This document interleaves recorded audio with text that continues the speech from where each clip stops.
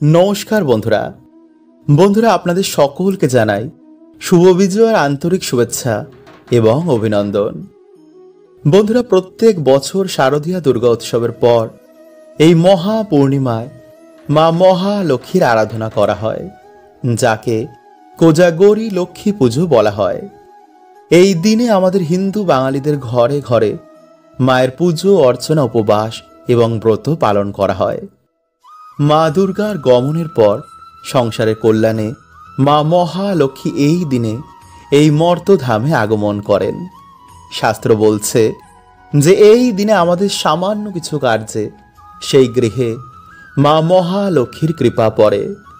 ফলে সংসারে দারিদ্রতা, দুর্ভাগ্য, রোগ ব্যাধি, অশান্তি মা হরণ করে নেন এবং এই দিনে কিছু ভুলেও কিন্তু মা লক্ষ্মী রুষ্ট হয়ে যান।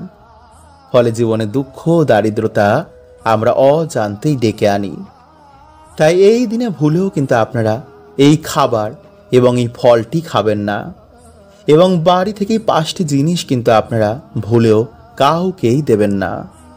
এছাড়া এই দিনে আপনারা কি করবেন কি করবেন না, কবেই 2025 সালের কোজাগরী লক্ষ্মী পুজো পালিত হবে এবং পুজোর সব থেকে শুভ সময় কোনটি, এবং এই সময় যদি আপনাদের ওপর মা লক্ষ্মী ও প্রভু নারায়ণের কৃপা হয় বা তাদের চরণ যদি আপনাদের বাড়িতে পড়ে, তো এই সংকেতগুলো কিন্তু বন্ধুরা আপনারা অবশ্যই পাবেন।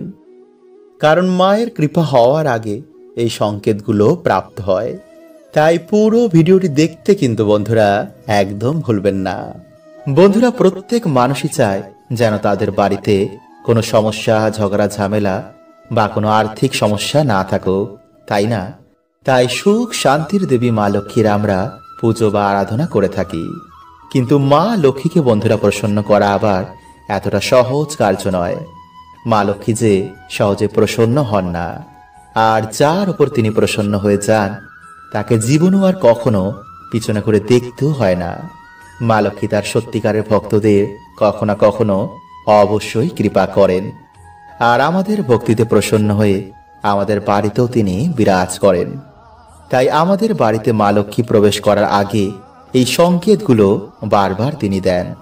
তাই শাস্ত্রে অনুসার বন্ধুরা এই সংকেতগুলো শুধু ভাগ্যশালী ব্যক্তিরাই পায়। তাই যদি আপনি সংকেতগুলো পেয়ে থাকেন তো বন্ধুরা আপনি নিশ্চয়ই বুঝতে পারছেন যে আপনি কতটা ভাগ্যশালী। কারণ খুব তাড়াতাড়ি বন্ধুরা আপনাদের বাড়িতে মা লক্ষ্মীর কৃপা হবে। আপনাদের দুঃখের দিন শেষ, এবার সুখের দিন শুরু। খুব তাড়াতাড়ি আপনাদের জীবনে সৌভাগ্যের আগমন হবে। কারণ মা লক্ষ্মীর কৃপায় দিন দুঃখীও রাজায় পরিণত হয়ে যায়। তাই যদি বন্ধুরা আপনারা এই সংকেতগুলো জানতে চান তো অবশ্যই পুরো ভিডিওটি কিন্তু দেখবেন এবং ভিডিওটি বন্ধুরা আপনারা একটি লাইক করে কমেন্টে হর হর মহাদেব ও জয় শ্রীকৃষ্ণ অবশ্যই লিখুন এবং সাথে আপনারা বলুন জয় মা লক্ষ্মীর জয়। নাম্বার 1, টিকটিকি। বন্ধুরা যদি আপনারা বাড়িতে 3টি টিকটিকিকে একই জায়গায় দেখতে পান তো বন্ধুরা এটি বাড়িতে মা লক্ষ্মীর আগমনের সাক্ষাৎ সংকেত দিচ্ছে। যদি একটি টিকটিকিকে আপনারা অন্য একটি টিকটিকির পিছন করতে দেখেন তো এটা বাড়িতে উন্নতির সাক্ষাৎ সংকেত বোঝায়। তুলসী মঞ্চ যদি আপনারা টিকটিকি দেখতে পান তো এটাও খুব ভালো সংকেত বন্ধুরা মানা হয়। তাই যদি কোনো বিশেষ দিনে আপনারা এমন ভাবেই টিকটিকি দেখতে পান তো তার উপর অবশ্যই আপনারা চাল ও সিঁদুর দেবেন। এতে বন্ধুরা দুর্ভাগ্য কেটে সৌভাগ্যের আগমন হয়। নাম্বার 2, কালো পিঁপড়ে। বন্ধুরা জ্যোতিষ শাস্ত্রের অনুসার কালো রঙের পিঁপড়ে মা লক্ষ্মীর সংকেত বোঝায়। তাই বাড়িতে যদি হঠাৎ করে কালো রঙের পিঁপড়েরা গোল করে ঘুরতে থাকে তো এটাও বাড়িতে মা লক্ষ্মীর আগমনের সংকেত দেয়। তাই কালো রঙের পিঁপড়ে দেখতে পেলে তাকে আটা বা চিনি খেতে দিতে কিন্তু একদম ভুলবেন না। এতে বন্ধুরা কিছুদিনের মধ্যে আপনাদের দুর্ভাগ্যে নাশ হয়ে যাবে। নাম্বার 3, বন্ধুরা আমরা সকলেই জানি যে স্বপ্নে আমরা বিভিন্ন রকমের সংকেত পাই। তাই যদি আমাদের ভাগ্যে ধন প্রাপ্তি থাকে তো মা লক্ষ্মীর সংকেত আমাদের স্বপ্নের মাধ্যমে দেন। তাই যদি স্বপ্নে বারবার আপনারা ঝাঁটা, পেঁচা, সাপ, বেজি বা পয়সা এগুলো দেখতে পান তো অবশ্যই বন্ধুরা নিকট ভবিষ্যতে আপনাদের ধন প্রাপ্তির যোগ রয়েছে। নাম্বার 4, শঙ্খের আওয়াজ। যদি বন্ধুরা আপনারা বারবার শঙ্খের আওয়াজ শুনতে পান বা আপনার যদি মনে হয় যে আশেপাশে বারবার কোথাও শঙ্খ বাজছে, তো নিশ্চয়ই বন্ধুরা আপনাদের ওপর মা লক্ষ্মীর কৃপা হয়েছে। খুব তাড়াতাড়ি বন্ধুরা আপনাদের জীবন থেকে দুর্ভাগ্য কেটে সৌভাগ্যের আগমন হবে।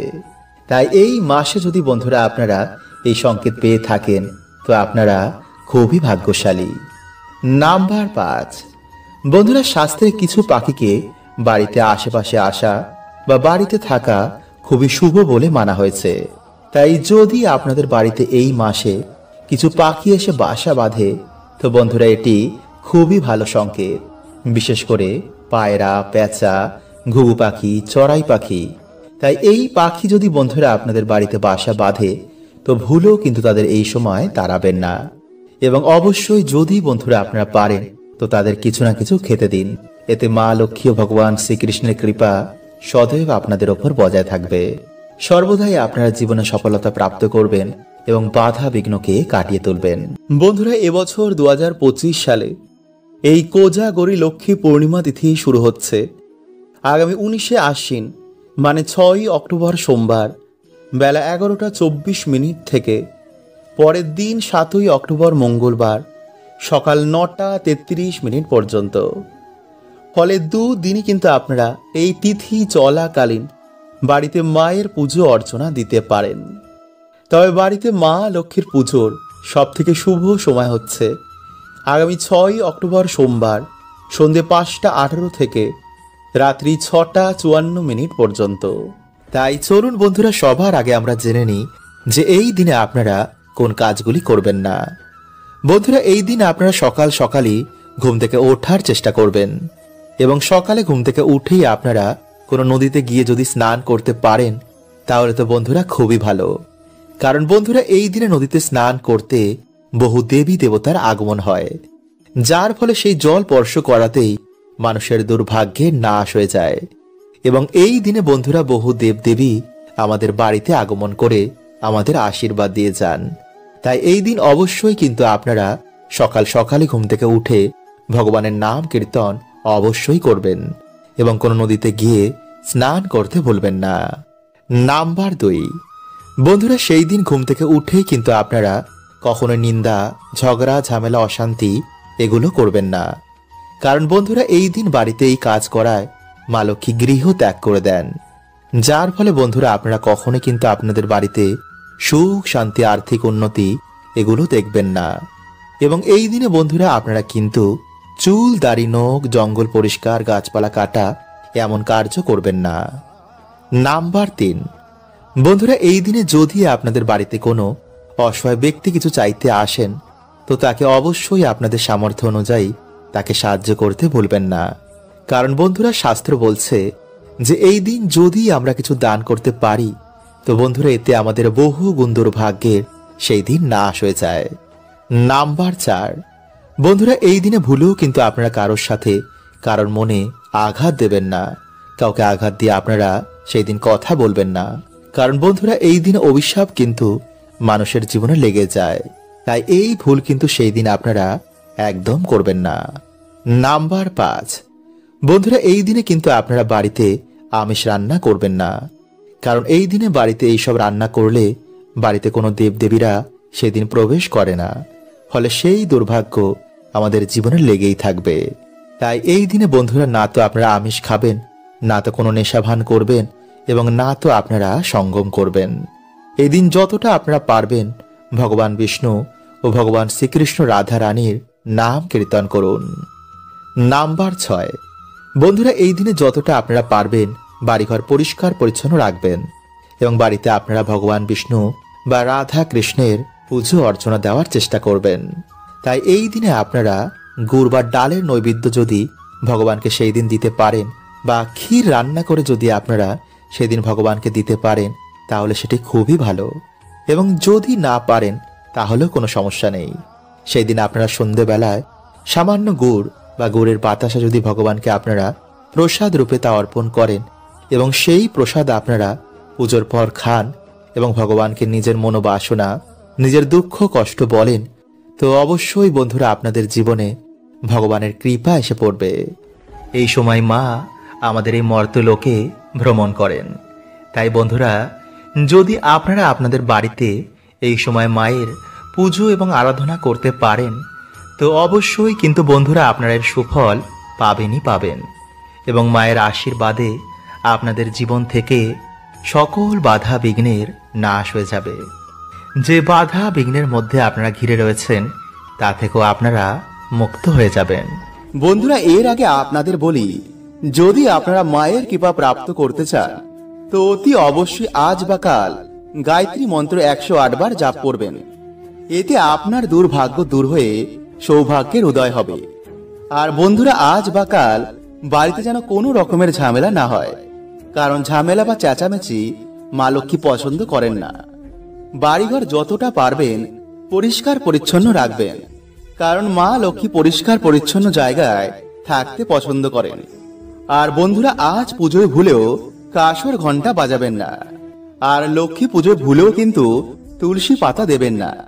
লোহার তৈরি কোনো বাসন লক্ষ্মী পুজোয় ব্যবহার করবেন না, কারণ লোহার তৈরি পাত্র অলক্ষ্মীর পুজোয় ব্যবহার করা হয়। পুজোর সময় পারলে লাল বা হলুদ রঙের বস্ত্র অবশ্যই ধারণ করবেন। মাকে কালো বা সাদা রঙের বস্ত্রের ওপর ভুলেও রাখবেন না। তো চলুন বন্ধুরা, এবার আমরা জেনে নিই যে লক্ষ্মী মায়ের পুজোয় কি আমরা খাবো না। নাম্বার 1, কোনো টক জাতীয় ফল। বন্ধুরা, ভুলেও এই লক্ষ্মী পুজোর সময় কোনো টক জাতীয় ফল খাবেন না। নাম্বার 2, দই। যারা উপবাস রাখেন তারা দই এই সময় খাবেন না, এটা আপনার শরীরের পক্ষে ক্ষতিকারক। এছাড়া দই শুক্র গ্রহের সাথে সরাসরি জড়িত, তাই এই সময় দই ভুলেও কিন্তু খাবেন না। নাম্বার 3, পেঁয়াজ, রসুন ও আমিষ। বন্ধুরা, যদি চান যে আপনার উপর ভগবান বিষ্ণু ও মাতা লক্ষ্মীর কৃপা হোক, তো ভুলেও এই খাবারগুলি খাবেন না। তাই যদি বন্ধুরা আপনারা চান যে আপনাদের বাড়িতে সুখ শান্তি বজায় থাকুক, তো বন্ধুরা আপনারা কিন্তু ভিডিওটি পুরো অবশ্যই দেখুন এবং কমেন্টে আপনারা একবার বলুন জয় মা লক্ষ্মী। নাম্বার 1, ঝাঁটায় পা দেওয়া। বন্ধুরা, যে বাড়ির মহিলারা ঝাঁটায় পা ঠেকায় বা পা দিয়ে ঠোকর মারে, সেই বাড়িতে কখনোই বন্ধুরা মা লক্ষ্মীর বাস হয় না। সে বাড়িতে সর্বদাই দরিদ্রতা লেগে থাকে, কারণ বন্ধুরা মানা হয় যে ঝাড়ুতে মা লক্ষ্মীর বাস হয়। ঝাড়ু আমাদের বাড়ি থেকে দরিদ্রতা এবং নেগেটিভ এনার্জিকে বার করে দেয়। নাম্বার 2, পা দিয়ে দরজা খোলা। বন্ধুরা, যে বাড়ির মহিলারা পা দিয়ে লাথি মেরে দরজা খোলে বা দরজা বন্ধ করে, সেই বাড়িতেও কিন্তু মা লক্ষ্মী কখনো বাস করেন না। তাই বন্ধুরা, যদি আপনাদের বাড়িতে এমন কিছু হয়, তো আজই তা বন্ধ করে দিন। নাম্বার 3, দরজার সামনে বসেই খাবার খাওয়া। বন্ধুরা, যদি আপনাদের কোনো মহিলারা দরজার সামনে বসেই খাবার খায়, তো বন্ধুরা এটি কিন্তু আপনাদের বাড়ির জন্য উন্নতির পথে বাধা হয়ে দাঁড়াবে, কারণ হিন্দু শাস্ত্র অনুসার এটিকে খুবই অশুভ বলে মানা হয়। নাম্বার 4, সন্ধেবেলায় ঘর ঝাড়ু দেওয়া। বন্ধুরা, যে বাড়ির মহিলারা সকালের বদলে সন্ধেবেলা বা রাতের বেলায় ঘর ঝাড় দেয়, সেই বাড়িতে অবশ্যই বন্ধুরা দরিদ্রতা আসবেই বা সুখ শান্তি সেই বাড়িতে থাকবে না। কারণ যেই সময় বন্ধুরা আমাদের বাড়িতে মা লক্ষ্মী আসেন, সেই সময় যদি আমরা বাড়িতে ঝাড় দিই, তো কখনোই মা লক্ষ্মী আমাদের বাড়িতে প্রবেশ করবেন না। তাই বন্ধুরা এই ভুল কিন্তু আপনারা আজ থেকে আর ভুলেও করবেন না। নাম্বার 5, বন্ধুরা অনেক মহিলারা কি করে, রাতে খাওয়া দাওয়ার পর একটু বাসন কোসনি গ্যাসের উপর রেখে চলে যায়। এটি কিন্তু বন্ধুরা আপনারা ভুলেও করবেন না। নাম্বার 6, বেশি বেলা করে ঘুম থেকে ওঠা। বন্ধুরা, দিনের সব থেকে শুভ সময় হচ্ছে ভোরবেলা। তাই বাড়িতে পুরুষ হোক বা স্ত্রী, যারা বেলা করে ঘুম থেকে ওঠে, তাদের বাড়িতে কিন্তু বন্ধুরা কোনো রকম শুভ প্রভাব খুবই কম পড়ে। বিশেষ করে স্ত্রীদের সকাল সকাল ঘুম থেকে উঠে বাড়িতে সকলের কল্যাণের জন্য ঘর দুয়ার পরিষ্কার পরিচ্ছন্ন করে, ইটোকাটা পরিষ্কার করে, এরপর স্নান করে ঈশ্বরের কাছে বাড়ির কল্যাণের জন্য, স্বামীর উন্নতির জন্য প্রার্থনা করা উচিত। কারণ বন্ধুরা বলাই হয় যে সংসার সুখী হয় রমণের গুণে। নাম্বার 7, এছাড়া বন্ধুরা যে বাড়িতে স্ত্রীদের ওপর অত্যাচার হয়, যে বাড়িতে একজন স্ত্রী সুখী নেই, স্ত্রীদের গায়ে হাত তোলা হয়, তো বন্ধুরা এমন বাড়িতেও কিন্তু মা লক্ষ্মীর কৃপা হয় না। তাই স্ত্রী পুরুষ যদি দুজনের দায়িত্ব সঠিকভাবে পালন করে, তো বন্ধুরা সেই বাড়িতে অবশ্যই কিন্তু মা লক্ষ্মীর কৃপা হয়, সে বাড়িতে সুখ শান্তি বিরাজ করে। বন্ধুরা, ভগবান শ্রীকৃষ্ণের মতে মানুষদের এই 5টি জিনিস কখনোই কাউকে দেওয়া উচিত নয়, কারণ এই জিনিসগুলো দিলে বাড়ির লক্ষ্মী বাড়ি ছেড়ে চলে যায়। বন্ধুরা, আমাদের ছোটবেলা থেকে শেখানো হয় যে অন্য কাউকে দান দিলে জীবনে পুণ্য প্রাপ্ত হয়। ভগবান শ্রীকৃষ্ণের অনুসার যে জীবনে ভালো কর্ম করেছে তার ফল সে অবশ্যই পাবে। কিন্তু কিছু জিনিস বন্ধুরা যা কখনোই কাউকে দেওয়া উচিত নয়, নইলে জীবনে নেমে আসবে ঘোর অন্ধকার, সংসার তছ নছ হয়ে যাবে, পরিবারে অকাল মৃত্যু আপনি দেখতে পারেন। তাই বন্ধুরা, জীবনে সুখে থাকতে এই জিনিসটা অবশ্যই আমাদের মাথায় রাখা উচিত। তো নমস্কার বন্ধুরা, আমি রাজু, আর আমাদের চ্যানেলে আপনাদের স্বাগত। তার আগে বন্ধুরা, ভিডিওটিকে লাইক করে কমেন্টে হর হর মহাদেব ও জয় শ্রীকৃষ্ণ অবশ্যই লিখুন। বন্ধুরা, বিষ্ণু পুরাণ ও গরুড় পুরাণে অনুসার এই 5টি জিনিস মা লক্ষ্মীর সঙ্গে সম্পর্কিত রয়েছে।